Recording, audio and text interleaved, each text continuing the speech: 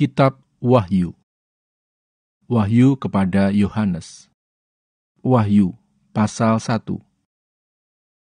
Judul: Inilah wahyu Yesus Kristus yang dikaruniakan Allah kepadanya, supaya ditunjukkannya kepada hamba-hambanya apa yang harus segera terjadi. Dan oleh malaikatnya yang diutusnya, ia telah menyatakannya kepada hambanya Yohanes. Yohanes telah bersaksi tentang firman Allah dan tentang kesaksian yang diberikan oleh Yesus Kristus, yaitu segala sesuatu yang telah dilihatnya.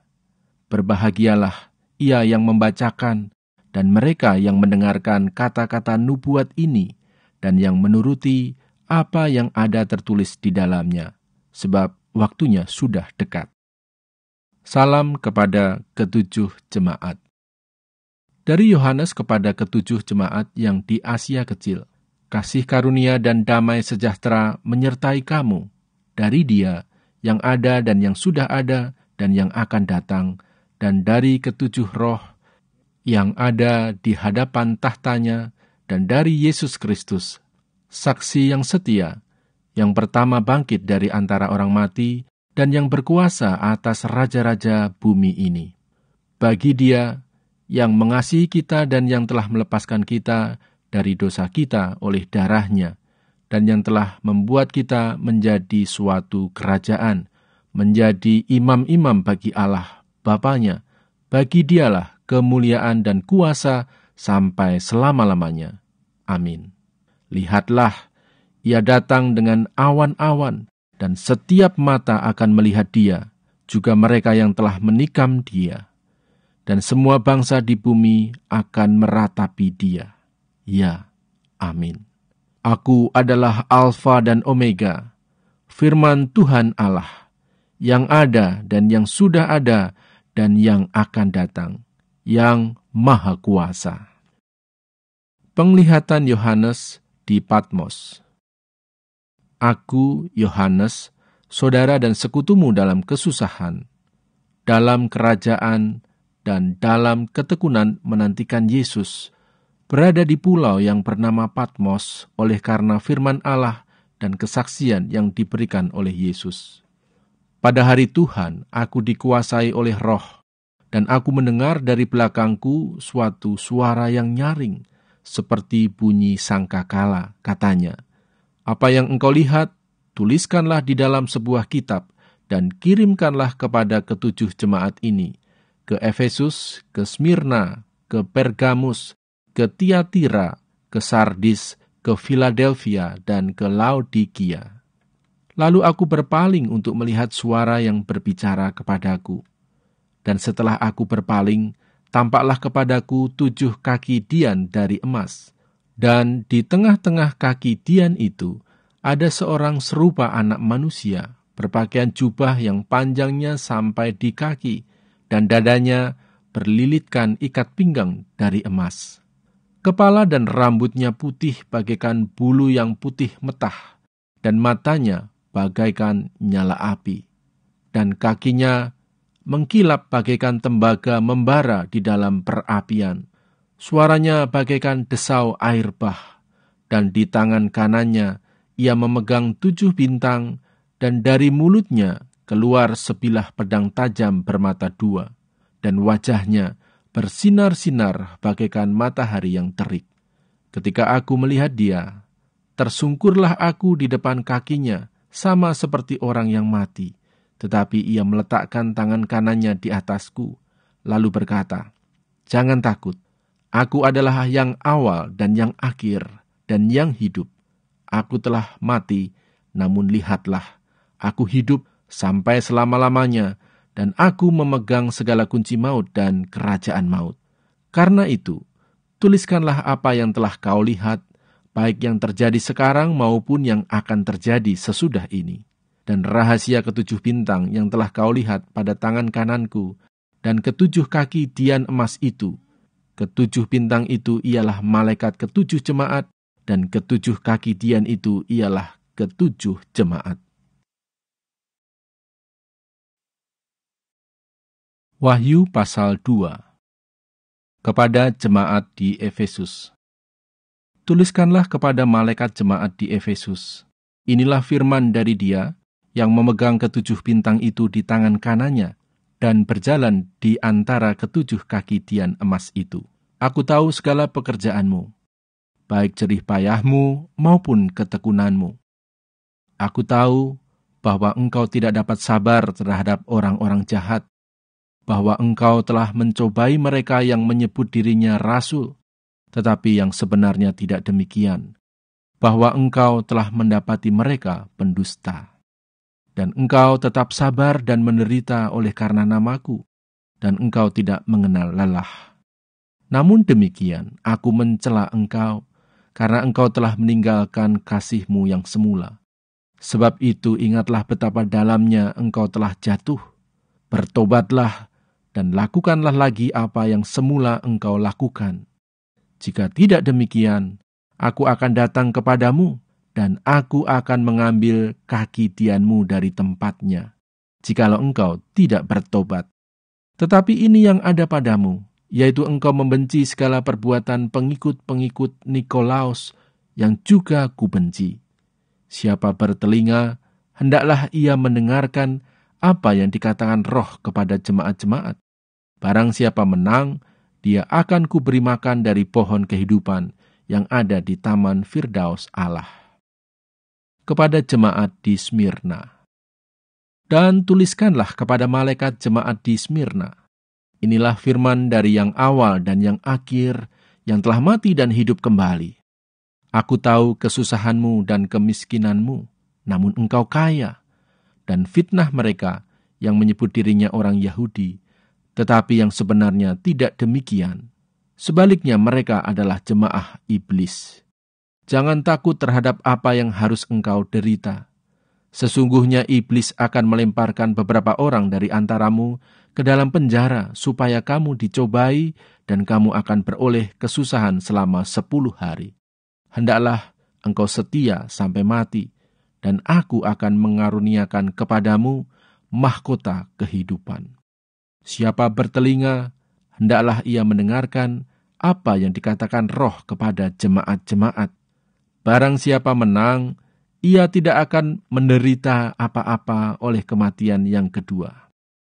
Kepada jemaat di Pergamus. Dan tuliskanlah kepada malaikat jemaat di Pergamus. Inilah firman Dia yang memakai pedang yang tajam dan bermata dua. Aku tahu di mana engkau diam, yaitu di sana, di tempat tahta iblis. Dan engkau berpegang kepada namaku, dan engkau tidak menyangkal imanmu kepadaku, juga tidak pada zaman Antipas, saksiku yang setia kepadaku, yang dibunuh di hadapan kamu, di mana iblis diam. Tetapi aku mempunyai beberapa keberatan terhadap engkau. Di antaramu ada beberapa orang yang menganut ajaran Bileam, yang memberi nasihat kepada Balak untuk menyesatkan orang Israel, supaya mereka makan persembahan berhala dan berbuat zina. Demikian juga ada padamu orang-orang yang berpegang kepada ajaran pengikut Nikolaus. Sebab itu, bertobatlah. Jika tidak demikian, aku akan segera datang kepadamu, dan aku akan memerangi mereka dengan pedang yang di mulutku ini. Siapa bertelinga, hendaklah ia mendengarkan apa yang dikatakan Roh kepada jemaat-jemaat. Barang siapa menang, kepadanya akan kuberikan dari mana yang tersembunyi, dan aku akan mengaruniakan kepadanya batu putih yang di atasnya tertulis nama baru yang tidak diketahui oleh siapapun selain oleh yang menerimanya. Kepada jemaat di Tiatira. Dan tuliskanlah kepada malaikat jemaat di Tiatira. Inilah firman Anak Allah, yang matanya bagaikan nyala api dan kakinya bagaikan tembaga. Aku tahu segala pekerjaanmu, baik kasihmu maupun imanmu, baik pelayananmu maupun ketekunanmu. Aku tahu bahwa pekerjaanmu yang terakhir lebih banyak daripada yang pertama. Tetapi aku mencela engkau, karena engkau membiarkan wanita Izebel, yang menyebut dirinya nabiah, mengajar dan menyesatkan hamba-hambaku, supaya berbuat zina dan makan persembahan-persembahan berhala. Dan aku telah memberikan dia waktu untuk bertobat, tetapi ia tidak mau bertobat dari zinahnya. Lihatlah, aku akan melemparkan dia ke atas ranjang orang sakit, dan mereka yang berbuat zinah dengan dia akan kulemparkan ke dalam kesukaran besar, jika mereka tidak bertobat dari perbuatan-perbuatan perempuan itu. Dan anak-anaknya akan kumatikan, dan semua jemaat akan mengetahui bahwa akulah yang menguji batin dan hati orang, dan bahwa aku akan membalaskan kepada kamu setiap orang menurut perbuatannya. Tetapi kepada kamu, yaitu orang-orang lain di Tiatira yang tidak mengikuti ajaran itu dan yang tidak menyelidiki apa yang mereka sebut seluk-beluk iblis, kepada kamu aku berkata, aku tidak mau menanggungkan beban lain kepadamu. Tetapi apa yang ada padamu, peganglah itu sampai aku datang. Dan barang siapa menang dan melakukan pekerjaanku sampai kesudahannya, kepadanya akan kukaruniakan kuasa atas bangsa-bangsa, dan ia akan memerintah mereka dengan tongkat besi. Mereka akan diremukkan seperti tembikar tukang periuk, sama seperti yang kuterima dari Bapakku, dan kepadanya akan kukaruniakan bintang timur. Siapa bertelinga, hendaklah ia mendengarkan apa yang dikatakan Roh kepada jemaat-jemaat.